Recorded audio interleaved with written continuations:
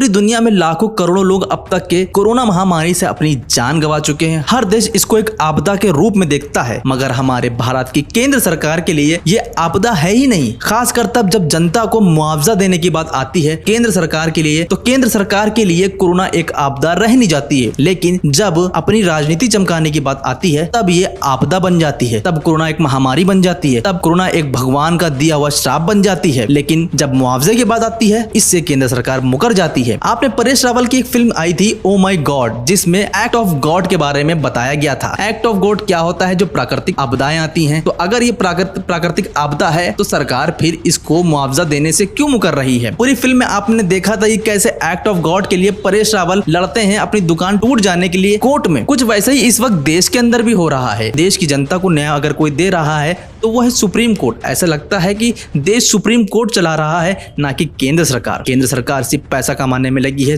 चंदा चोरी करने में लगी है, मगर जनता को मुआवजा देने की बात आती है तो मुकर जाती है। सुप्रीम कोर्ट ही हाल ही फिलहाल जितने भी आदेश दिए हैं जनता की भलाई के लिए, तो देखा जाए वो सुप्रीम कोर्ट ने ही दिए हैं। ऐसा लगता है कि देश अब सुप्रीम कोर्ट चला रहा है, केंद्र सरकार सिर्फ बैठा हुआ है। हाल ही में केंद्र सरकार ने कहा कि हम जनता को मुआवजा नहीं दे सकते जो कोरोना से मरे हुए हैं, क्योंकि वो एक्ट ऑफ गॉड में नहीं आते हैं, प्राकृतिक आपदा में नहीं आता है कोरोना। लेकिन जब देश में राजनीति चमकाने की बात आती है तब कोरोना एक आपदा बन जाती है। इससे पहले केंद्र सरकार ने तो मानने से ही मना कर दिया था कि ये कोई प्राकृतिक आपदा है। चलो सुप्रीम कोर्ट की फटकार के बाद ही सही, कम से कम जनता जो त्राही त्राही मची थी कोरोना से, उसके बाद कम से कम जनता को उसका मुआवजा तो मिलेगा। लेकिन भाजपा तो ये मानने से ही मना कर चुकी है ये आपदा है। लेकिन सबसे बड़ी बात है, अगर ये आपदा नहीं है तो इस पर अपनी रोटियां क्यों सेकती है भाजपा? आए दिन कहीं भाजपा के नेता यज्ञ करते हुए नजर आते हैं, कहीं गाय का गोबर का लेप लगाने के लिए बोलते हैं, कहीं यज्ञ करते हुए नजर आ जाते हैं। तो अगर ये एक्ट ऑफ गॉड नहीं है तो फिर ये चोचलेबाजी किस लिए? अब सुप्रीम कोर्ट ने बोल दिया है कि 6 हफ्ते के अंदर पूरी प्रक्रिया को तैयार किया जाए और जितने भी कोरोना से लोग मरे हैं उनको मुआवजा दिया जाए। चलो कम से कम सुप्रीम कोर्ट के जरिए ही सही जनता को कुछ राहत तो मिलेगी, क्योंकि सरकार से तो उम्मीद ही करना छोड़ देना है कि अब जनता को कोई राहत देगी। फिलहाल आपको एक चीज और बता दें, जितने भी भक्त लोग हैं उनको मुबारक हो, आप 25 रुपए गैस सिलेंडर पर और बढ़ गए हैं। यानी कि पेट्रोल 100 के पार पहुंच चुका है, डीजल ने सेंचुरी मार चुका है, गैस सिलेंडर लगभग 1000 के आंकड़े के जो रन है उसके करीब पहुंच चुका है। और 25 रुपए और बढ़ने के बाद जो ये उपलब्धि है ये भी भारत सरकार के खाते में जाती है। ये पहली भारत सरकार होगी जिसने महंगाई को चरम सीमा पे पहुंचा दिया है। सही मायनों में पूरी हौसला अफजाई, पूरी इज्जत अगर बख्शी है गैस सिलेंडर को, पेट्रोल को, डीजल को, सही मायनों में किसी ने सम्मान दिया है तो वो है भाजपा की केंद्र सरकार। उसने पूरा सम्मान दिया है 100 रुपए और डीजल और पेट्रोल करके, और 1000 के आंकड़े तक के पहुंचा के गैस सिलेंडर को। आप सभी को बहुत बहुत मुबारक हो। जल्दी आपकी रसोई में अब वापस चूल्हा नजर आएगा, क्योंकि मिट्टी का तेल तो पहले ही सरकार ने बंद कर दिया है, गैस महंगी कर दी है। तो बहुत जल्द आपको अब जंगलों में लकड़ियां काटने जाना पड़ेगा, और लकड़ियां काट कर ही आप चूल्हा जलाएंगे तब खाना पकेगा। बहुत जल्द हम वापस पाषाण युग में पहुंच जाएंगे, जहां पहले बैलगाड़ियां चलती थी, साइकिलें चलती थी। यानी कि सीधी सी बात है, यानी कि आप वापस से पाषाण युग में पहुंच जाएंगे, जहां घुड़सवारी होती थी, जहां बैलगाड़ियां चलती थी, जहां रथ चलते थे, उसी युग में आप पहुंच जाएंगे। लेकिन हाँ, एक चीज हमेशा आपके साथ रहेगी, वो है सस्ता इंटरनेट, ताकि अंधभक्त पोस्ट करते जाएं, जनता को बेवकूफ बनाते जाएं और चूना लगाते जाएं, और किसी भी बेरोजगार को ये इस बात का एहसास ना होने दें कि आप बेरोजगार हैं। क्योंकि सस्ता इंटरनेट मिलता रहेगा तो आपको कभी भी अपनी बेरोजगारी का एहसास ही नहीं होगा। इसलिए सस्ता इंटरनेट हमेशा मिलता रहेगा, मगर आप नहीं चला सकते तो गाड़ी, पेट्रोल, डीजल आप खरीद नहीं सकते, गाड़ी आप चला नहीं सकते, गैस पर आप खाना पका नहीं सकते, क्योंकि सिलेंडर इतने महंगे होते जा रहे हैं। तो वापस आपको कहाँ जाना पड़ेगा? चूल्हे पे जाइए, जंगल से लकड़ियां काट कर लाइए और फिर चूल्हे पर खाना बनाइए। मुबारक हो आप लोगों को। तो अगर आपको ये मुबारकबाद अच्छी लगी हो तो प्लीज लाइक, शेयर और कमेंट जरूर करते जाएं। नीचे नेतागिरी वाले काम